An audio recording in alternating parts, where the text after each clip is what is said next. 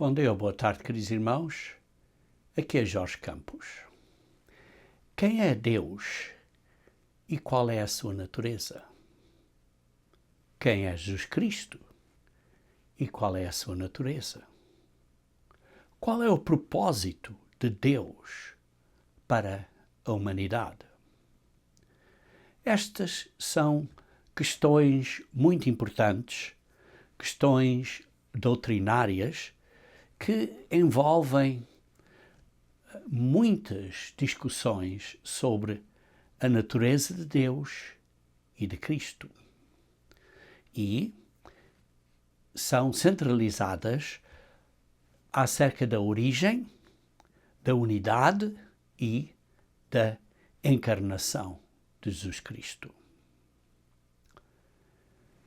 Num sentido estrito, a teologia, hoje em dia, pretende estudar a origem e a essência de Deus. E por isso, quando os teólogos falam da natureza de Deus, geralmente estão-se a referir à natureza essencial do seu ser. Ou seja, quais são as características essenciais do seu ser e qual é a relação do Filho com o Pai eterno. Queridos irmãos, o objetivo deste sermão é fundamentar os cristãos nas verdades essenciais que se centram na natureza de Deus e de Cristo. Pois é nessas verdades essenciais que o maravilhoso propósito de Deus para a humanidade é revelado. Nós acreditamos que existe apenas um Deus e não dois, mas que existem correntemente duas pessoas, ou digamos, dois seres na única divindade. Esse ponto vamos provar neste sermão. A doutrina prevalente no mundo hoje é a doutrina da Trindade. Essa doutrina não admite separação de pessoas. Ou, noutras palavras, a doutrina da Trindade exige a interpenetração mútua das pessoas da divindade. De modo que, embora cada pessoa seja distinta em relação às outras, cada uma participa plenamente do ser das outras. Isso é o que a doutrina da Trindade basicamente diz. E por isso a divindade, de acordo com a doutrina da Trindade, é, portanto, proclamada como una e indivisível.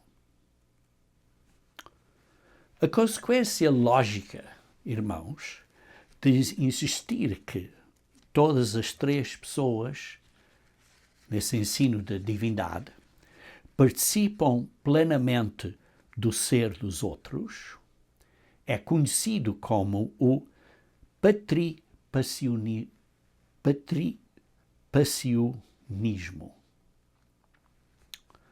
Explicações sobre as formas de Deus, as formas de ser Deus, ou enfatizar distinções na divindade, não podem negar o facto de que, segundo a doutrina da Trindade, se uma dessas pessoas, por exemplo, morresse, a outra morreria também, porque estão, como disse, este ensino diz, há uma interpenetração de uma com a outra. Ou seja, Como sabemos que Jesus Cristo sofreu e morreu,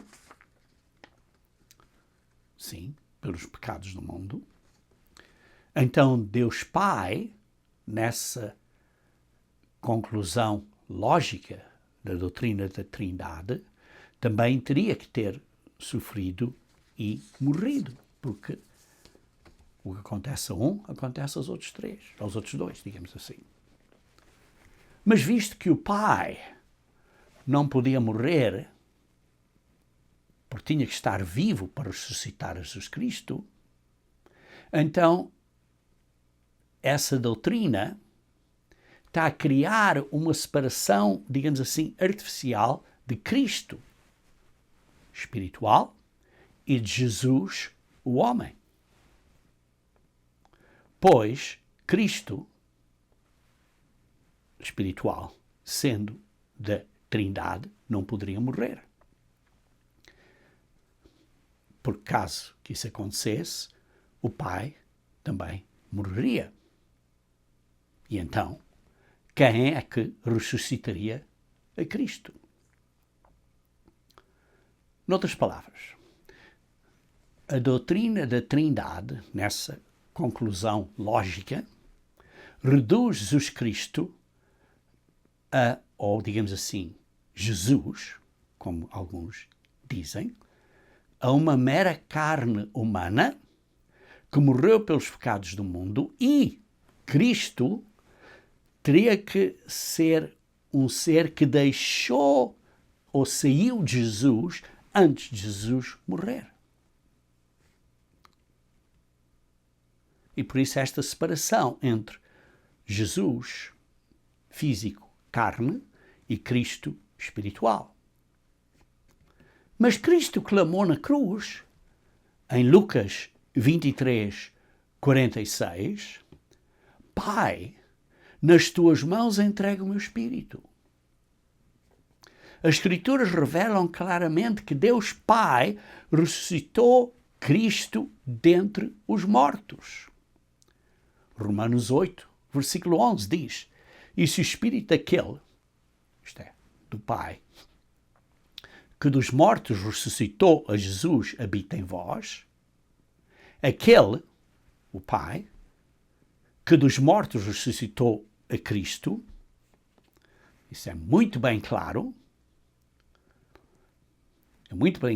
que o Pai ressuscitou Jesus Cristo dos mortos. Por isso, eram e são duas pessoas diferentes, o Pai e Jesus Cristo. Porque Jesus Cristo morreu e o Pai o ressuscitou. Vou ler de novo Romanos 8 e 11. E se o Espírito daquele que dos mortos ressuscitou a Jesus habita em nós, aquele que dos mortos ressuscitou a Cristo também nos ressuscitará.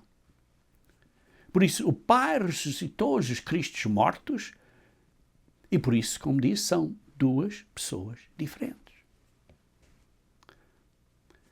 Ora, como expliquei há pouco, logicamente, a Trindade não permite que Cristo espiritual, digamos assim, tivesse morrido, mas sim, simplesmente, que o homem físico, Jesus, morresse. Ora, isso nega a divindade de Jesus Cristo.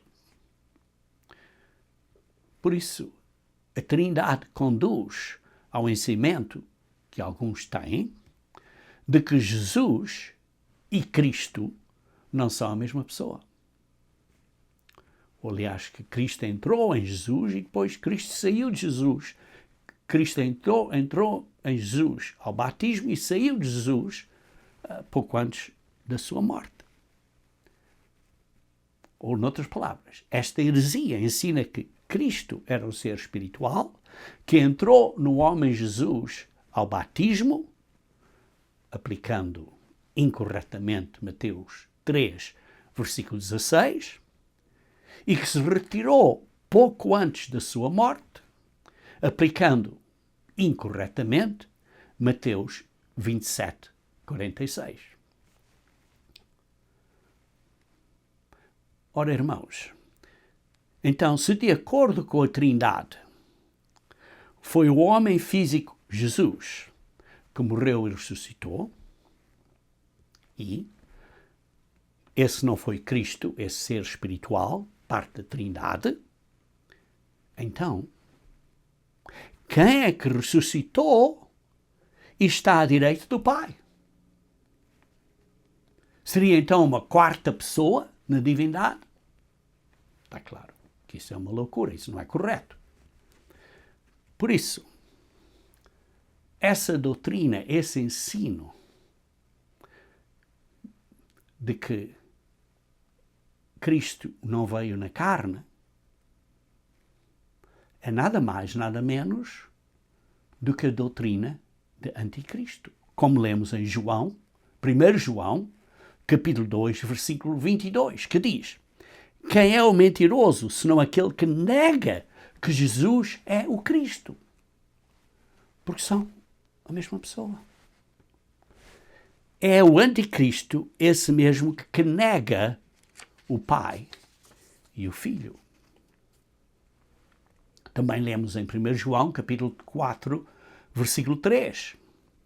E todo o espírito que não confessa que Jesus Cristo veio em carne, não é de Deus. Por Jesus Cristo, a pessoa inteira, Jesus Cristo, veio na carne.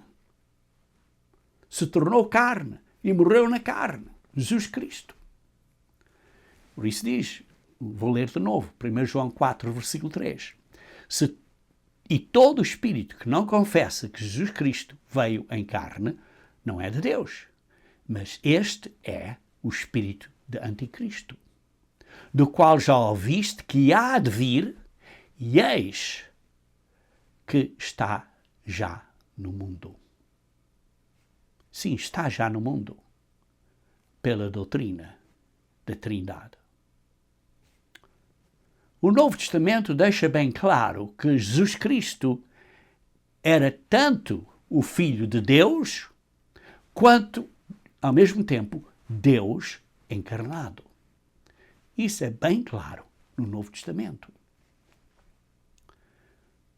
Ora, visto que Jesus Cristo é o Filho de Deus, qual é a sua relação com o Pai?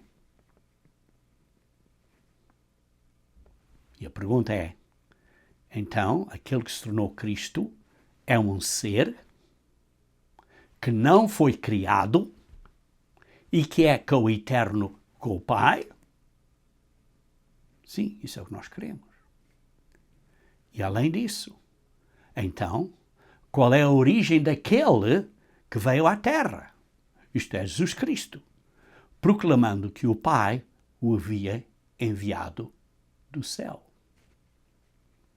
Vamos abordar mais detalhadamente este assunto, irmãos. Ora, heresias como a Trindade consideram o Filho como sendo eternamente gerado pelo Pai. Uma variante ou uma forma de heresia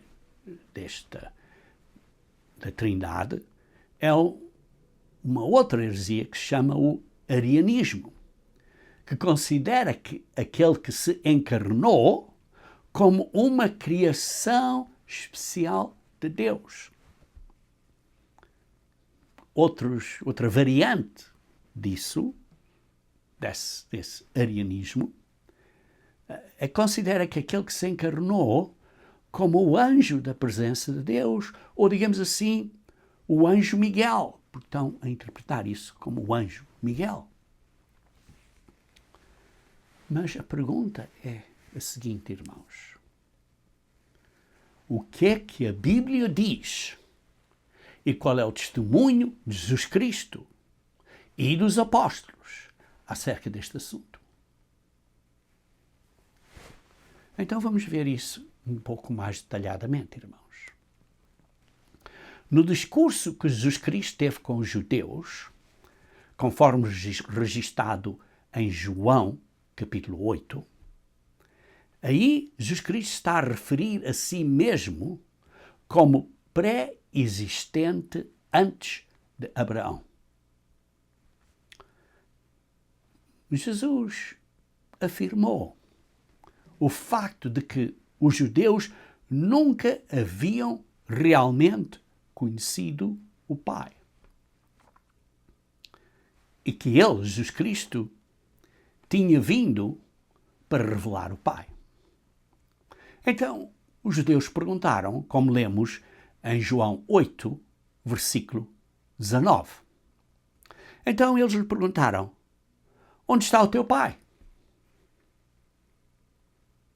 E Jesus então respondeu: não me conheceis a mim nem a meu Pai. Se conhecesseis a mim, também conheceríeis a meu Pai. No entanto, Jesus os tinha informado um pouco antes disso, no versículos 16 e 17 de João 8, disse: porque não sou eu só, mas eu e o Pai que me enviou. Vamos ver? Jesus Cristo está a dizer: não sou eu sozinho. Eu e o Pai somos duas pessoas. E a vossa lei, e na vossa lei, está também escrito que o testemunho de dois homens é verdadeiro. Estão a entender o que Jesus Cristo está a dizer? Notem bem. Primeiro, Jesus Cristo diz que não está sozinho. O próprio Jesus Cristo diz que ele é uma pessoa diferente do Pai. E em segundo lugar, ele afirma que o testemunho que ele presta vem de dois seres distintos, dele e do Pai. Por isso é que ele disse assim: e na vossa lei está também escrito que o testemunho de dois homens é verdadeiro. Ele está-se a referir a ele e ao Pai. Duas pessoas diferentes. À medida que essa conversa continua, a discussão torna-se mais intensa. Porque Jesus lhes diz que eles são filhos do diabo. São filhos do pai deles, que é Satanás. Quer dizer, têm esta influência de Satanás. E eles estão a insistir: não. Abraão é o nosso pai. É o que eles estão a dizer, a insistir. Então, Jesus introduz a ideia ou o conceito da vida eterna. João 8, 51. Em verdade vos digo que, se alguém guardar a minha palavra, nunca verá a morte. Os judeus ficaram perturbados com essa afirmação de Jesus Cristo. E eles observam que Abraão e os profetas estão mortos. E por isso perguntam, no versículo 53 de João 8, és tu maior que Abraão, nosso pai, que morreu? E também os profetas que morreram? Quem te fazes tu ser? Ou, noutras palavras, quem é que julgas que tu és? Estão os judeus a dizer a Jesus. Então, nos versículos seguintes, 54 e 55, João 8, Jesus respondeu: se eu me glorifico a mim mesmo, a minha glória não é nada. Quem me glorifica é o meu Pai. Vamos ver mais uma vez, duas pessoas. O qual dizeis que é vosso Deus. E vós não o conheceis. Mas eu o conheço. E se disser que não o conheço, serei mentiroso. Como vocês, como vós. Mas conheço-o e guardo a sua palavra. Agora, vemos aqui este cenário está a desenvolver-se agora para uma grande revelação. Porque agora Jesus afirma que Abraão se alegrou ao ver o seu dia. Os judeus ficaram furiosos com essa afirmação e perguntaram a ele, João 8, 57, ainda nem tem 50 anos e viste Abraão? Sim, sabiam que ele tinha 30 e poucos anos, mas ele nem tem 50. E estás a dizer que tinhas visto Abraão? Então Jesus revelou a verdade. Versículo 58. Em verdade, verdade vos digo, antes que Abraão existisse, eu sou. Eu sou.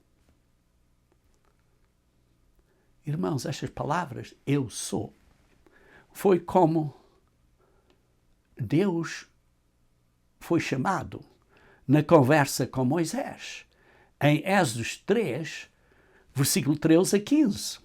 Eu sou. Quem é que diz que és? Eu sou o que eu sou. E os judeus sabiam exatamente o que Jesus Cristo estava a dizer. Sabiam que Jesus estava proclamando ousadamente que ele, Jesus, é eterno e que ele é o Filho de Deus. E por isso pegaram pedras para matar a Jesus. Em suas mentes, Jesus Cristo era culpado de blasfémia.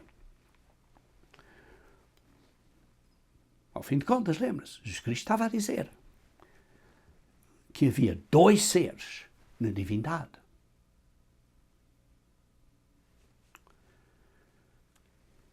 Ora, um dos problemas que os ensinos judaicos têm é o Shema, em Deuteronômio 6, versículo 4, que se lê: Ouve Israel, o Senhor nosso Deus é o único Senhor. A palavra único vem da palavra hebraica echad. Ouve Israel, o Senhor nosso Deus é o echad, Senhor, o único Senhor. Então aqui está esta pergunta. Então o Shema está realmente a afirmar que existe apenas um ser na divindade? O grande erudito judeu Maimonides aborda este problema em seus escritos. E ele tem um escrito que é intitulado 13 Artigos da Fé. E ele, nesses 13 artigos, ele altera o termo hebraico echad neste versículo, Deuteronômio 6, versículo 4. Ele, em vez de usar echad, ele usa o termo yahid, quando ele está a explicar a unicidade de Deus. No entanto, quando Moisés escreveu Deuteronômio 6, versículo 4, Moisés usou a palavra echad. A palavra echad permite mais de um em quantidade. É como no caso de Adão e Eva, em Gênesis 2, versículo 27. O homem e a mulher se juntam e os dois se tornam uma carne. São duas pessoas, mas se tornam uma carne. A palavra uma é echad. É uma carne, mas são duas pessoas. Também em Esdras, capítulo 2, versículo 64, lemos: toda esta congregação junta, echad, toda esta congregação echad, junta, foi de 42.370, etc.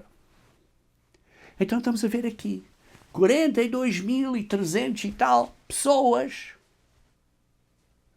eram echad, eram um.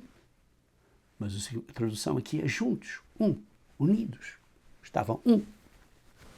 Em Ezequiel 37, versículo 17, falando acerca destes dois ramos se juntando a um, E diz assim, e junta um, Echad, ao outro, para que se unam, Echad, e se tornem um, Echad, só na tua mão. Quer dizer, estes dois ramos, junta-os para serem só um ramo. E aí vê-se a palavra Echad 3 vezes. Acerca destes, junta um ao outro, Echad, para que se unam, Echad, para serem só um na tua mão, Echad. Por isso, irmãos, vemos que Echad implica em unidade, mas não necessariamente em quantidade. Mas, por outro lado, existe outra palavra hebraica para descrever uma unidade indivisível, que é só um em quantidade. E essa palavra é Yahid. O erudito Maimonides, quando compôs os seus famosos 13 artigos da fé, substituiu Echad, que significa uma unidade de mais de um elemento, pela palavra Yahid, que significa absolutamente só um, quando ele estava a descrever a natureza de Deus.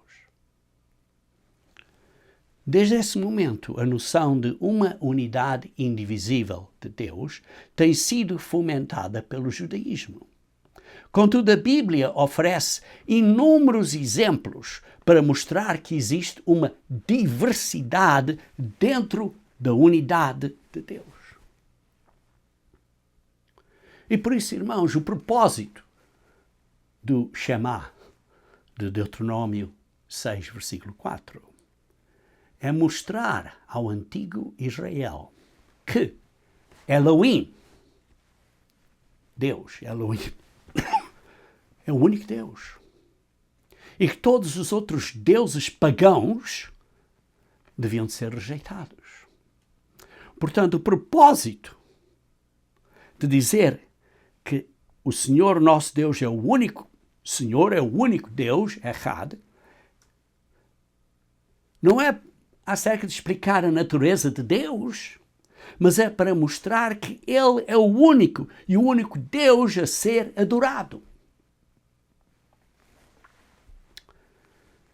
Irmãos, Deus, desde Gênesis a Apocalipse, se apresenta com características humanas, isto é, em termos antropomórficos, isto é, com características humanas. Por exemplo, quando YHWH, Jeová ou Yahweh, apareceu a Abraão, ele o fez em forma humana. Gênesis 18, versículo 1.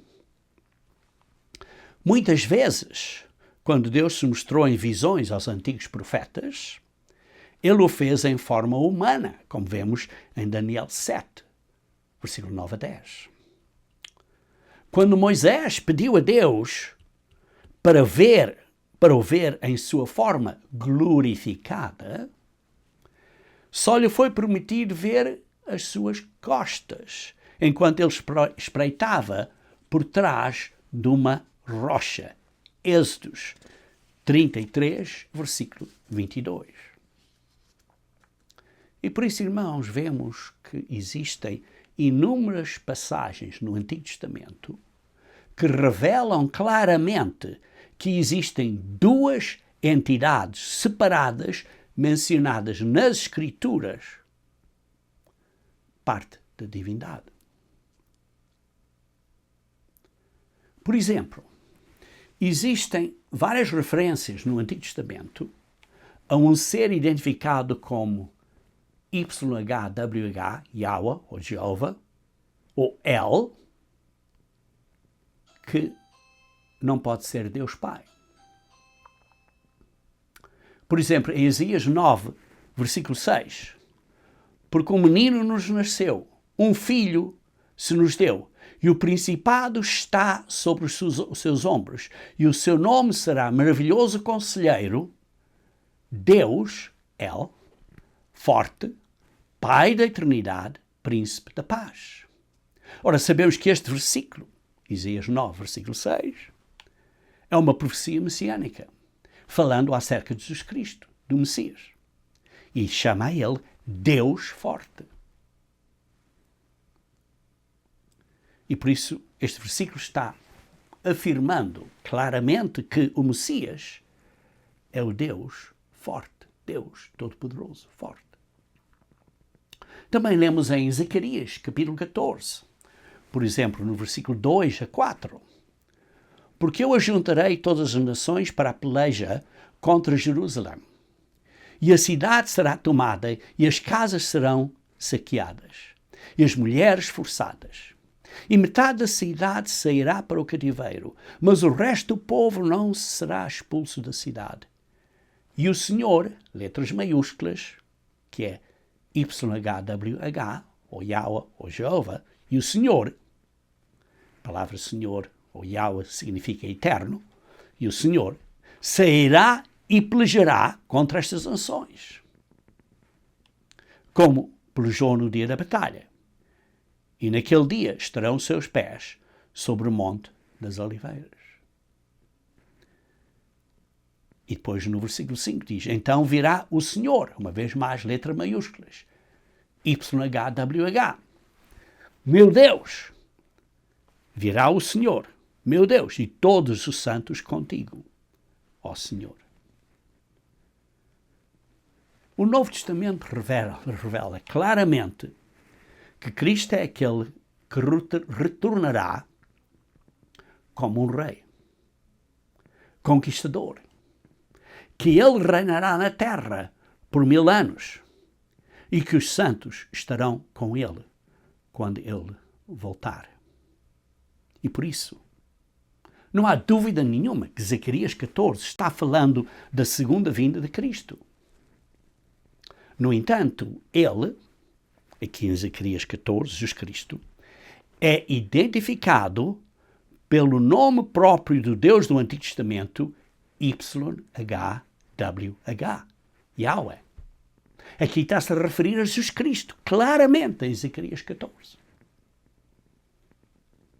Então, é claro que o nome YHWH, Yahweh, Jeová, pode ser usado tanto para identificar Deus Pai, como aquele que mais tarde veio a ser Jesus Cristo, o Verbo.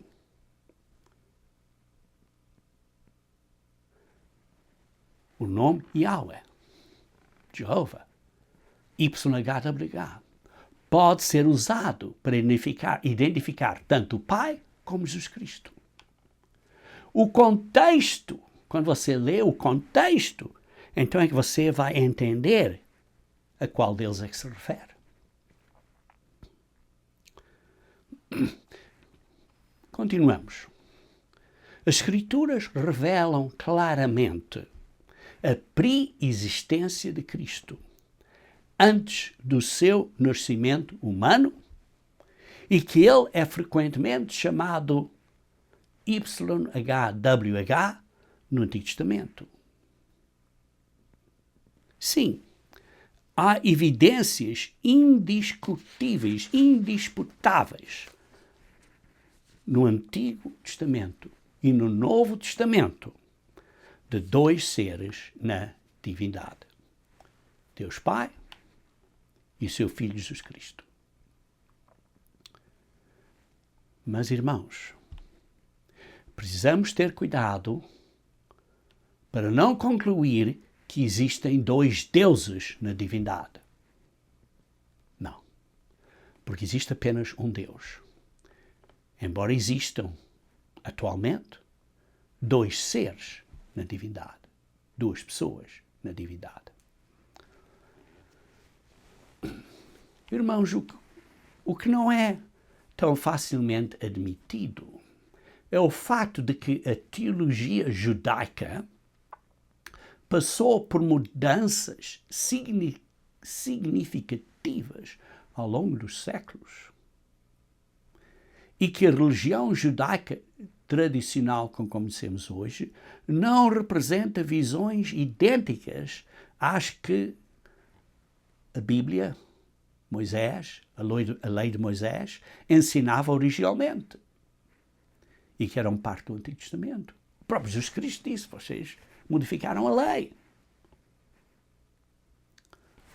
No quarto século antes de Cristo, mais ou menos, provavelmente no período, na era de Malaquias, isto é, aproximadamente 400 anos antes de Cristo, os Soferim, também conhecidos como os escribas, cuja responsabilidade era de preservar os textos hebraicos das Escrituras, num zelo equivocado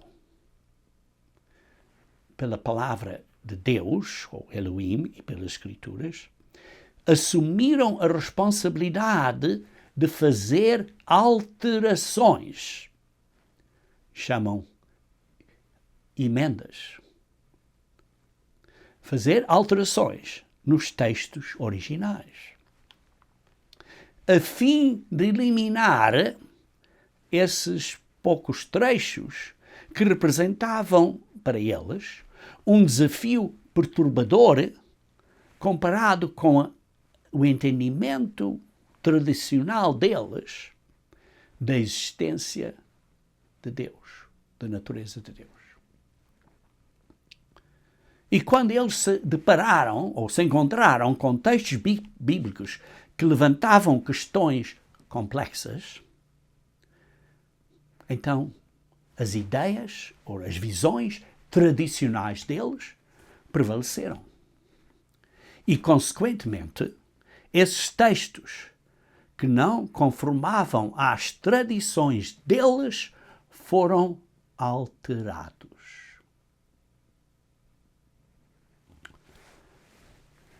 Foi um caso em que os guardiões dos textos hebraicos originais, os Soferim, modificaram a redação desses textos intencionalmente. O resultado, então, corroborou com a visão judaica monoteísta unitária tradicional deles, que hoje é bem conhecida, que eles dizem que Deus é apenas um único ser. Felizmente, os Soferim sempre mantiveram registros meticulosos e deixaram evidências do que fizeram, fazendo anotações nas margens dos textos, chamados Massorá. Você também pode encontrar informações sobre isso no apêndice 32 da Bíblia de Estudo em inglês, que se chama Companion Bible. Irmãos, estes não foram erros de tradução. Não foram uma questão de traduzir de um idioma para outro. Se fosse, isso seria fácil de compreender ou entender. Não foram erros de tradução. Mas foi uma alteração dos textos no idioma de que eles falavam. Não havia necessidade de traduzir. Não tinha nada a ver com tradução.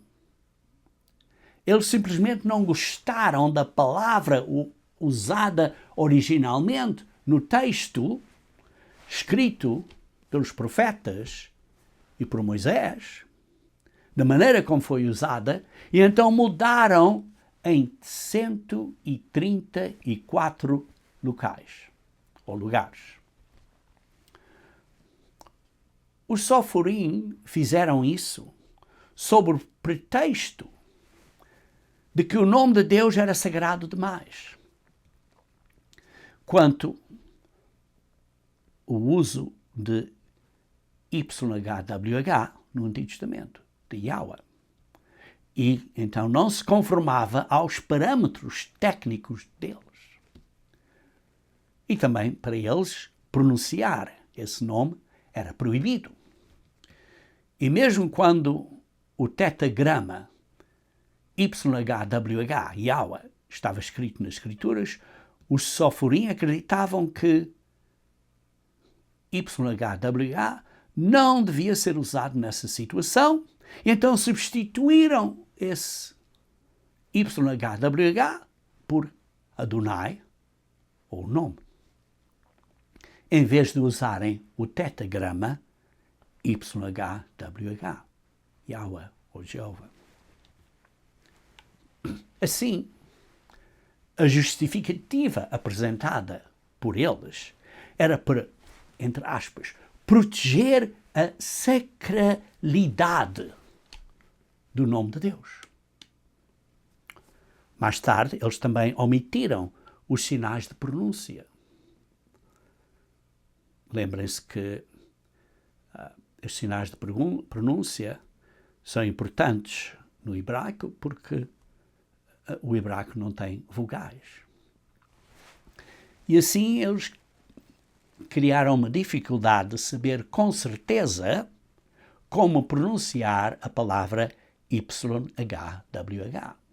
Por isso algumas pessoas dizem é Yahweh, outros dizem Jeová, mas não temos a certeza como de facto é pronunciado. Mas lembrem-se que isso não é uma proibição bíblica, mas uma crença tradicional deles. Ainda hoje, certas pessoas, no seu zelo, não estou a dizer isso com más intenções, mas no seu zelo, pensando que isso é bíblico, escrevem, por exemplo, em português o nome Deus sem um E. E escrevem-no D, apóstrofo, U-S. Ora, voltando à situação aqui dessa alteração, sobre o pretexto de fazer outra coisa, os Soforim, os Masoritas, e depois os Masoritas, e depois os escribas, que mudaram de nome, ficaram a ser conhecidos como escribas na época de Jesus, perpetuaram essa fraude contra os seus seguidores. E isso Cristo expôs, causando finalmente a morte de Cristo. Quando eles emendaram o texto do seu canone, isto é, das Escrituras, obscureceram uma verdade fundamental. A verdade de que Deus era mais do que apenas um único ser. Cristo sabia que eles tinham feito isso.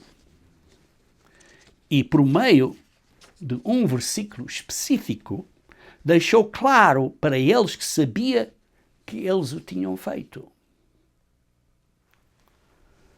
Foi uma dessas passagens emendadas ou alteradas que aparece muitas vezes no Novo Testamento. Este versículo emendado é citado ou mencionado mais de 20 vezes. Essa passagem provou ser um ponto sensível quando citada na presença da elite religiosa. E esse era o Salmo 110. Neste capítulo, Salmo 110, o versículo 5 foi alterado, foi emendado, mudando YHWH, Yahweh, para Adonai.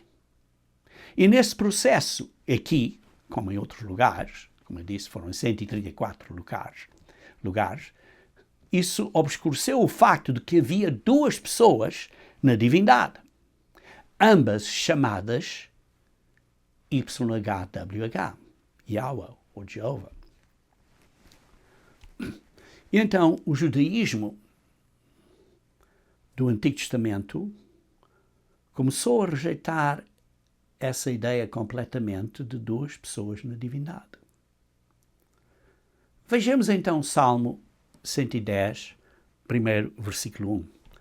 Diz assim: Salmo de David, disse o Senhor ao meu Senhor: assenta-te à minha mão direita, até que ponha os teus inimigos por escabelo dos teus pés. E depois no versículo 5, onde eles fizeram a alteração. O Senhor, mudaram YHWH para Adonai. E por isso, no versículo 5, o Senhor não está em letras maiúsculas na sua Bíblia. Eles dizem: o Senhor à tua direita ferirá os reis no dia da sua ira. Por isso, uma vez mais, esse versículo 5 é um desses trechos emendados. Eles então omitiram YHWH, substituindo-o por Adonai. Mostrando que o ser à direita, porque esse versículo mostrava que o ser à direita de Yahweh, ou Jeová, também era Jeová, ou Yahweh. Como mencionei anteriormente, irmãos, o nome YHWH pode ser usado para identificar tanto Deus Pai como aquele que mais tarde se tornou Jesus Cristo. Isto é o verbo. O contexto é que determina a quem se refere como Yahweh, ou Jeová. Em outras palavras, existem dois Yahwehs, dois YHWHs entre os Elohim. Uma ideia completamente blasfema para o estabelecimento religioso da época de Jesus. Esta passagem em particular, Salmo 110, citada na presença dessas autoridades religiosas, previsivelmente provocou uma reação negativa e muito emocional. Porque não apenas o sistema de crenças deles foi desafiado, mas também os atos dos seus antecessores que tiveram a ousadia de alterar os textos da Bíblia. Porquê? Para adotar ou adaptar as Escrituras às suas tradições ou preferências religiosas.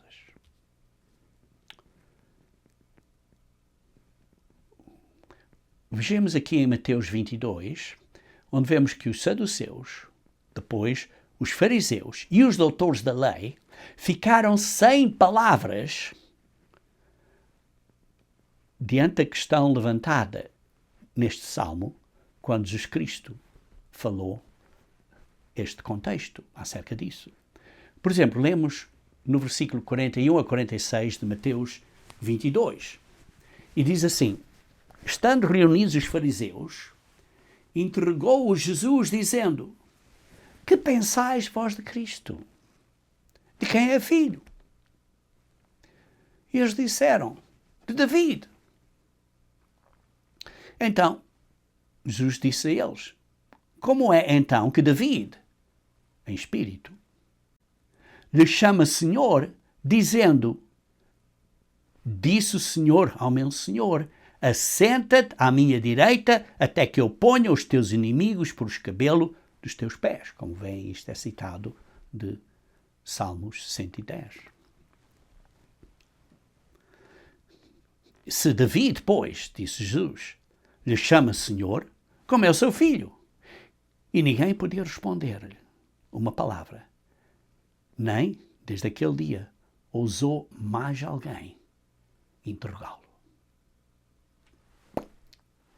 Calou-os. Por isso, depois de questionados os saduceus e depois os fariseus e os doutores da lei, não conseguiam responder, como lemos em Mateus 22. Não podiam responder, porque para fazê-lo teriam que admitir o inadmissível para eles. 2 dias mais tarde, vemos Jesus Cristo apresentou a mesma questão ao Sinédrio durante o seu julgamento. Observem a reação de Caifás, o sumo sacerdote, quando Cristo referiu-se de novo a Salmos 110. Está em Mateus 26, versículos 63 a 66. E Jesus, porém, guardava silêncio. E insistindo o sumo sacerdote, disse-lhe: conjuro-te pelo Deus que vivo, que nos digas se tu és o Cristo, o Filho de Deus. Disse-lhe Jesus: tu o disseste. Digo-vos, porém, que vereis em breve o Filho do Homem assentado à direita do Todo-Poderoso. Isto é, citando Salmos 110. E vindo sobre as nuvens do céu. Então o sumo sacerdote, vejam a reação dele. O sumo sacerdote rasgou as suas vestes, dizendo: blasfemou, para que precisamos ainda de testemunhas. Eis que bem ouvistes agora a sua blasfémia, que vos parece. E eles respondendo disseram: é réu de morte. Irmãos, tomem nota bem, que Jesus Cristo não estava simplesmente levantando uma questão teológica, de que havia mais de um ser na divindade, mas ele estava a dizer que ele próprio era esse outro ser. E foi isso que o levou à morte. Também temos o caso de Estevão, que se apresentou perante o conselho e fez referência ao mesmo salmo. Isso também lhe causou a morte. Vejam em Atos 7, 55 a 58. Mas ele, Estevão, estando cheio do Espírito Santo e ficando os olhos no céu, viu a glória de Deus e Jesus que estava à direita de Deus. E disse: eis que vejo os céus abertos e o Filho do Homem que está em pé à mão direita de Deus. Mas eles gritaram com grande voz, taparam os ouvidos e arremeteram unânimes contra ele e, expulsando Estevão da cidade, o apedrejaram e assim o mataram. Mais adiante lemos o apóstolo Paulo, que eu acredito que foi o autor da Epístola aos Hebreus, sob a inspiração de Deus, escrevendo para essas mesmas pessoas, aos Hebreus, menciona de novo essa questão fundamental. No próprio primeiro capítulo da Epístola aos Hebreus, mesmo ao início, no versículo 3, diz assim: o qual, sendo resplendor da sua glória e a expressa imagem da sua pessoa, e sustentando todas as coisas pela palavra do seu poder, havendo feito por si mesmo a purificação dos nossos pecados, assentou-se à destra da majestade nas alturas. Paulo aqui está a referir-se a este facto, que é baseado de Salmo 110. E nesta Epístola aos Hebreus, isso é mencionado mais 5 vezes nesta Epístola. Porquê é tanta repetição e tanta ênfase? E porquê uma reação tão violenta dos hebraicos, dos judeus? Porque é um componente essencial para entendermos corretamente quem Deus é e o que é que Deus representa. Deus pode ser definido como uma família. A família de Deus. Embora atualmente, correntemente, consiste de 2 seres.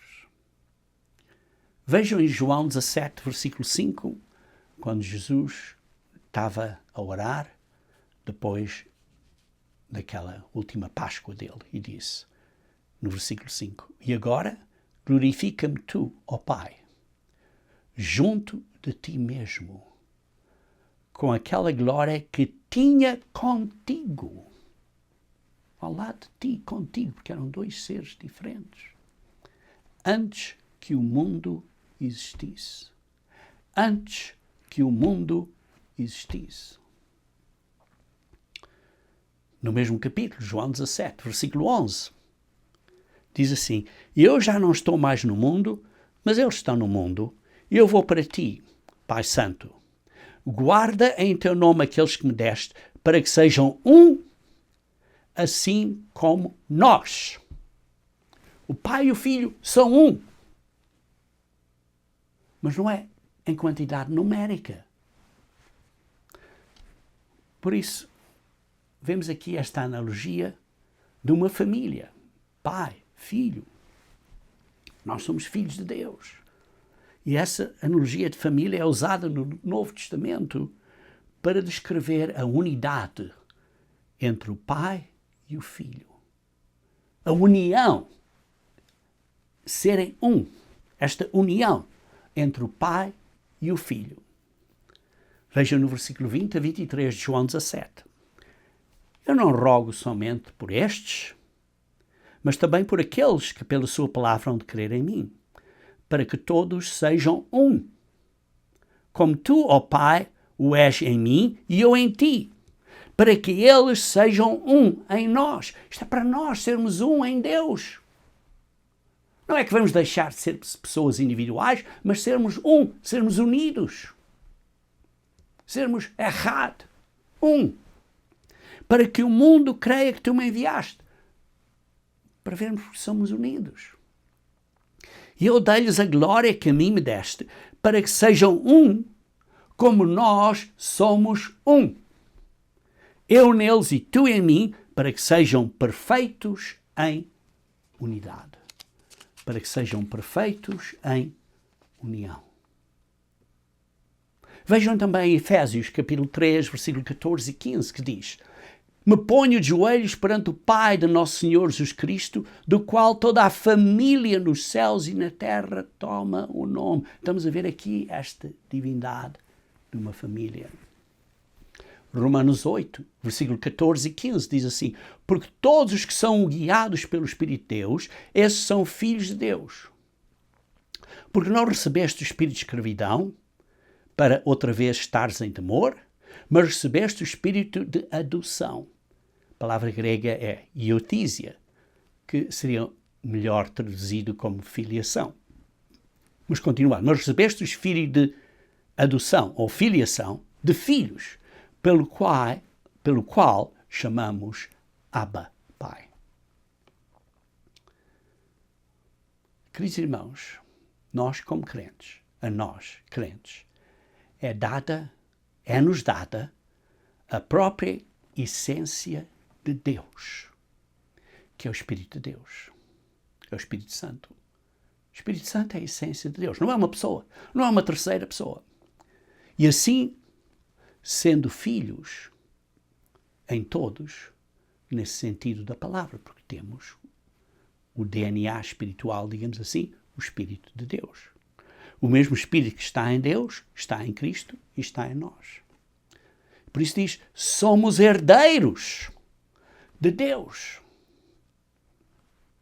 Isso diz em versículos 16 e 17 de Romanos 8, que vou ler daqui a um momento. Somos herdeiros de Deus. Isto é, herdamos a própria natureza e essência de Deus.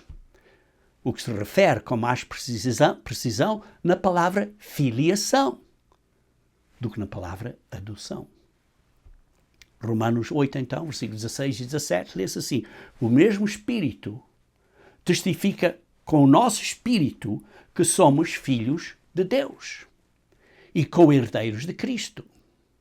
Se é certo que com Ele padecemos, para que também com Ele sejamos glorificados.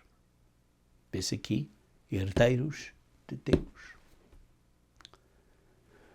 No Novo Testamento, João explica claramente a origem de Jesus Cristo, isto é, o Verbo, sob a inspiração do Espírito Santo, quando diz em João, capítulo 1, versículo 1, no princípio era o Verbo, e o Verbo estava com Deus, e o Verbo era Deus.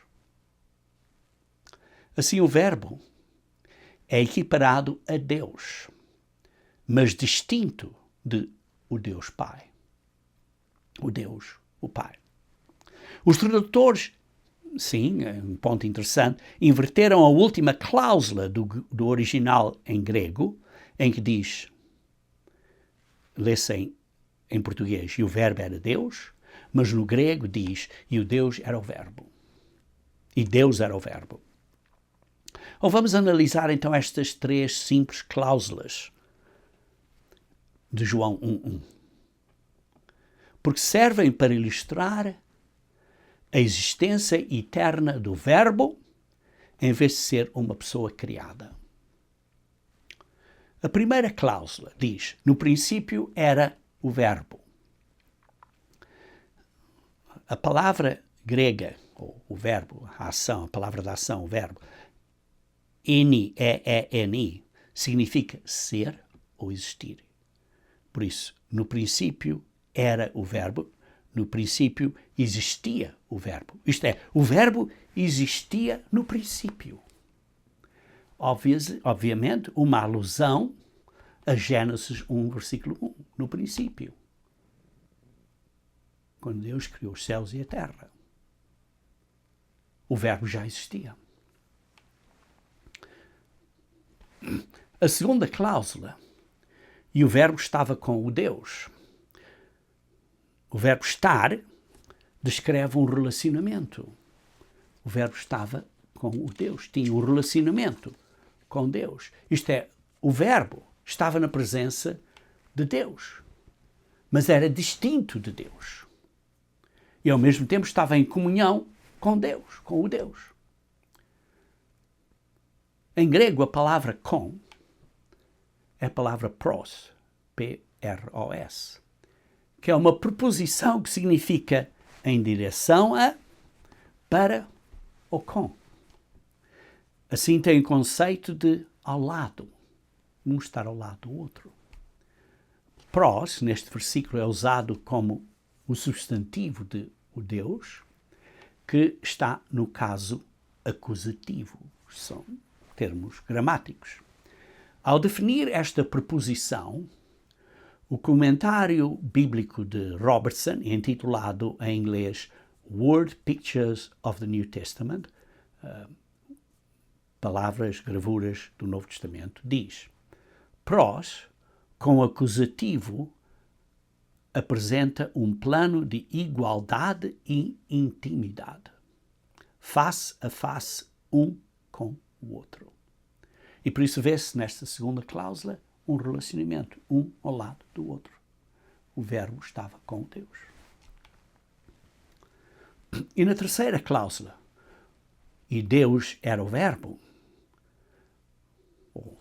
e o Verbo era Deus, o verbo ser, isto é, era, ser, é usado em uma predicação na qual o caráter ou essência do verbo é identificado. E por isso diz, e Deus era, Theos, Deus, era o verbo, logos. Então João está a identificar claramente duas entidades. O verbo, logos, e Deus, Theos. Além disso, João está a proclamar enfaticamente que o verbo era Deus. Ou Deus era o verbo. Demais, assim, ele afirma que o verbo tinha um relacionamento pessoal com Deus. Por isso, esta cronologia, estes três pontos do versículo 1, é enfatizada no versículo 2, que diz, o verbo, ele, estava no princípio com o Deus.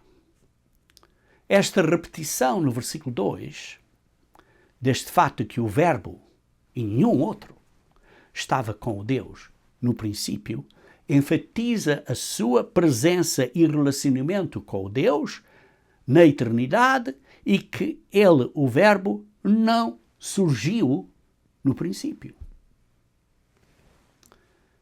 Por isso a simplicidade e a força destas palavras por si só deixam bem claro que o Verbo não foi criado e é co-eterno com o Deus, com o Theos. João repete o papel do Verbo na criação no versículo 10. João 1, versículo 10. Ele estava no mundo e o mundo foi feito por intermédio dele. A palavra grega traduzida para feito, que o mundo foi feito, traduzida para feito, é a palavra grega ginomai, que é um verbo primário que significa tornar-se, vir à existência, começar a ser. E assim o mundo veio à existência, começou a ser, começou a existir por intermédio de Jesus Cristo. Mas a prova mais dramática da preexistência do Verbo é a declaração no versículo 14. João 1,14, que diz: "E o Verbo se fez carne e habitou entre nós." Se o Verbo não tivesse preexistência, então Deus Pai simplesmente teria criado um ser para se tornar o Filho unigênito de Deus. Mas, como observado acima, o Verbo existia coeternamente com o Pai e é aquele que se fez carne, como lemos no versículo 1 e versículo 14. Por isso é preciso entender claramente neste ponto que quando o Verbo se fez carne, é que a conceição de Maria pelo Pai não criou um ser divino.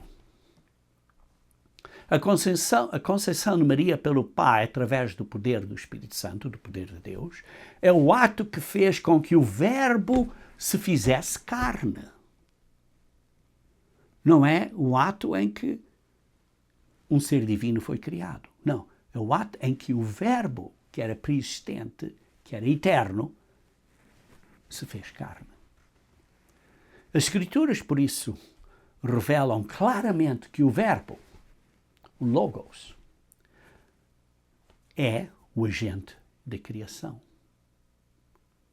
E confirmam a pré-existência daquele que se tornou Jesus Cristo.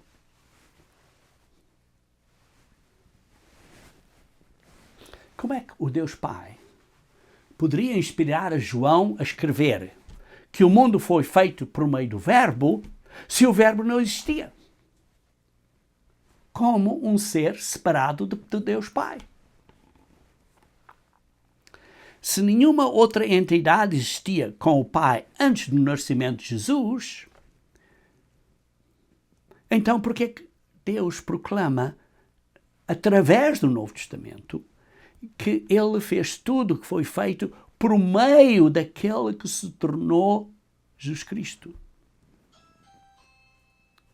Em Hebreus capítulo 1, versículo 2, lemos: "Havendo Deus outrora falado muitas vezes, de muitas maneiras, aos pais pelos profetas nestes últimos dias, nos falou pelo Filho, a quem constituiu herdeiro de todas as coisas, pelo qual também fez o universo." Fez o universo pelo Filho. Colossenses 1, versículo 13 a 17. "Ele nos libertou do império das trevas e nos transportou para o reino do Filho do seu amor, no qual temos a redenção, a remissão dos pecados. Esta é a imagem do Deus invisível, o primogênito de toda a criação, pois nele foram criadas todas as coisas nos céus e sobre a terra, as visíveis e as invisíveis, sejam tronos, sejam soberanias, quer principados, quer potestades. Tudo foi criado por meio dele, Jesus Cristo, e para ele. Ele é antes de todas as coisas, Jesus Cristo. Nele tudo subsiste. Se uma segunda entidade não estivesse envolvida, então por que Deus não afirmaria que ele, Deus Pai, simplesmente criou todas as coisas, tanto o céu como a terra? Por que falar de uma segunda entidade se tal entidade não existia? Assim, irmãos, fica abundantemente claro nas Escrituras que o Verbo, aquele que se tornou Jesus Cristo, foi o agente da criação por meio de quem Deus, o Pai, fez todas as coisas. Segundo o apóstolo Paulo, o plano de salvação existia antes de Deus criar a humanidade. Segundo Timóteo, capítulo 1, versículo 9, diz que nos salvou e chamou com uma santa vocação, não segundo as nossas obras, mas segundo o seu propósito e graça que nos foi dada em Cristo Jesus antes dos tempos dos séculos. Antes do início dos tempos, já estava determinado que o Verbo abriria a mão de sua glória para que pudesse reconciliar a humanidade pecadora com o Pai e iniciar uma nova ordem de seres espirituais, no reino de Deus. Filipenses 2, versículo 6 a 8, lemos que sendo, isto é, que já existia, em forma de Deus, isto é, Jesus Cristo sendo, já existia em forma de Deus, não teve usurpação, não fechou a mão ser igual a Deus, isto é, mas abriu a mão. Ser igual em qualidade a Deus. Quer dizer, ele era da forma de Deus, era da qualidade de ser de Deus, mas deixou isso, abriu a mão. Ele não fechou a mão, mas abriu a mão.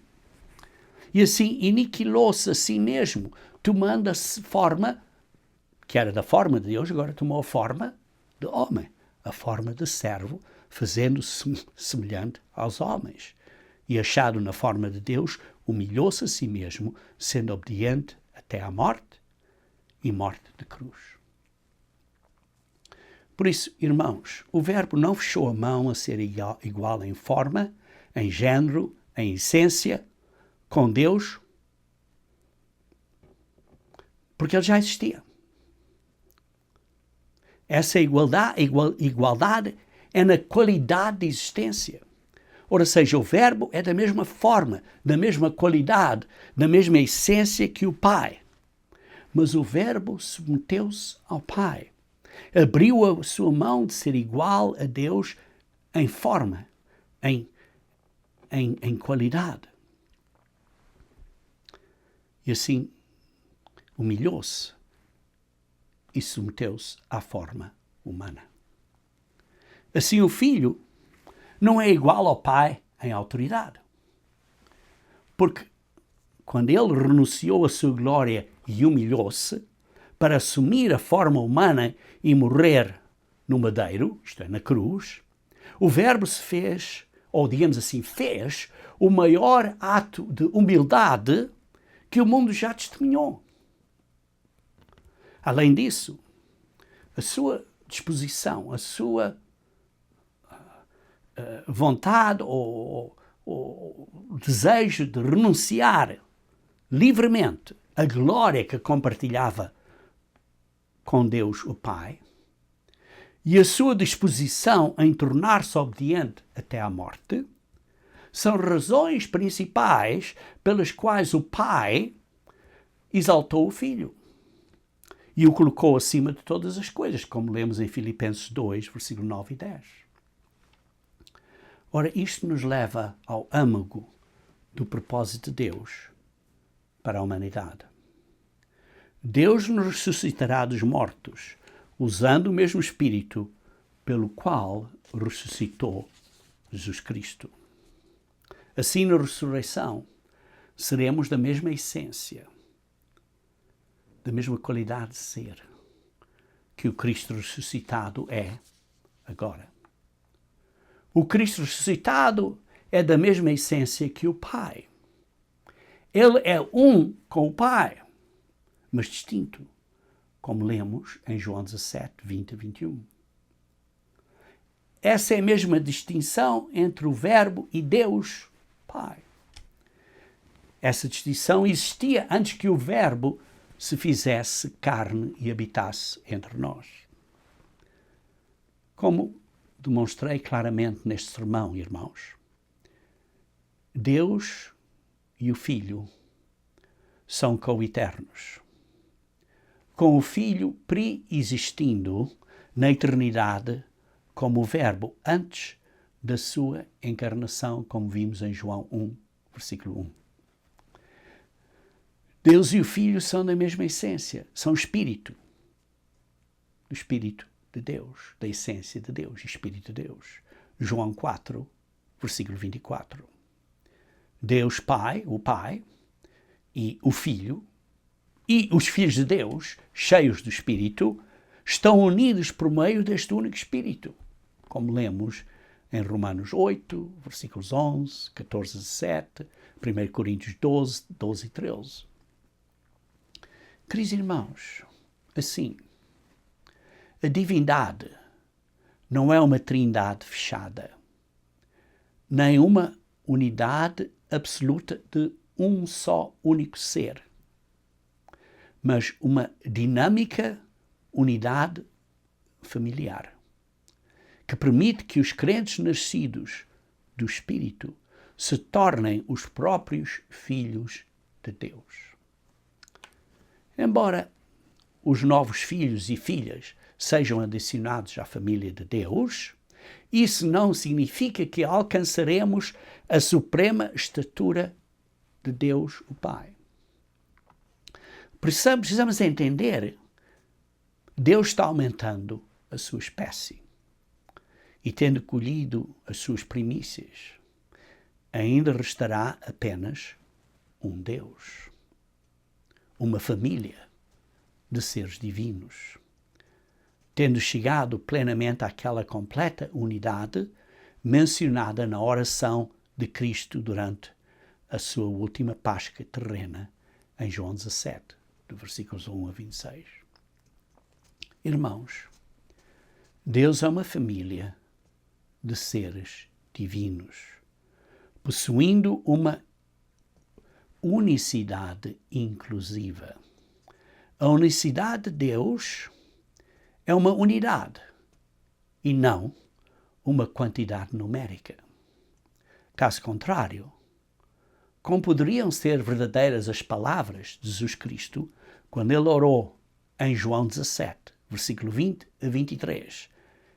E eu vou citar agora, que diz: Eu não rogo somente por estes, mas também por aqueles que, pela sua palavra, hão de crer em mim, para que todos sejam um, como tu, ó Pai, o és em mim e eu em ti, que também eles sejam um em nós, para que o mundo creia que tu me enviaste, e eu dei-lhes a glória que a mim me deste, para que sejam um, como nós somos um, e neles, e tu em mim, eu neles e tu em mim, para que eles sejam perfeitos em unidade. Queridos irmãos, o plano de Deus é maravilhoso. É maravilhoso porque nós temos um maravilhoso plano de salvação para ser membros da família de Deus, herdeiros de Deus, no reino de Deus e co-herdeiros de todas as coisas com Jesus Cristo.